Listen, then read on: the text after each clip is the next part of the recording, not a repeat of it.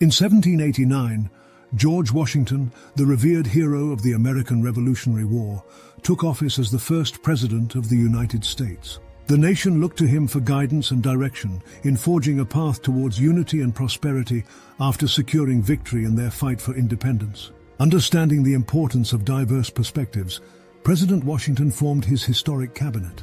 Thomas Jefferson, a brilliant statesman and diplomat, became Secretary of State, bringing his vast knowledge and visionary ideas to the new republic.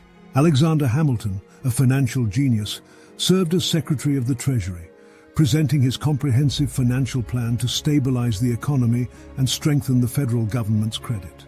Henry Knox, the esteemed military leader, took on the role of Secretary of War, responsible for national defense and the relationship with Native American nations. Hamilton's ambitious financial plan faced resistance from some states, particularly the southern agrarian states, who feared it would favor industrialized regions and the wealthy. Washington faced the daunting task of navigating these divisions and convincing Congress to pass key elements of the plan, including the establishment of the National Bank, which he believed would be instrumental in fostering economic growth and stability. The National Bank, chartered for 20 years, served as a central repository for federal funds, issued a stable national currency, and provided loans to stimulate economic development. To address the nation's Revolutionary War debt, Washington supported Hamilton's proposal to assume state debts and consolidate them into a national debt. While this faced opposition from states that had already paid off their debts, Washington believed that a strong federal government would require financial stability, and that assuming state debts would further bind the states to the federal government.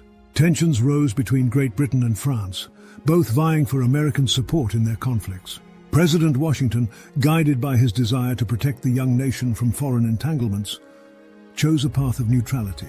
This decision was met with mixed reactions, with some expressing gratitude for avoiding war, while others criticized him for not supporting America's former ally, France. This policy of neutrality allowed the United States to focus on its internal development and avoid unnecessary entanglements in European affairs. Furthermore, in 1793, during the French Revolution, Washington issued the Neutrality Proclamation, affirming the United States' stance of not taking sides in the ongoing conflicts in Europe.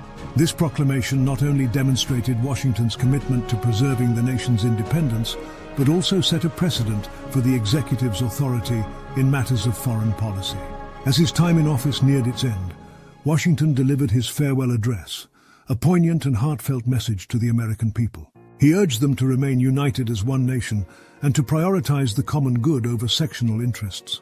He cautioned against the dangers of political factions and warned of the potential consequences of foreign alliances. George Washington's principled leadership and legacy as the father of our country left an indelible mark on the office of the presidency and the destiny of the United States. His commitment to the ideals of liberty, justice, and unity served as a guiding light for future generations of Americans. Today, his image and influence endure as a symbol of the nation's founding and the enduring strength of its democratic institutions.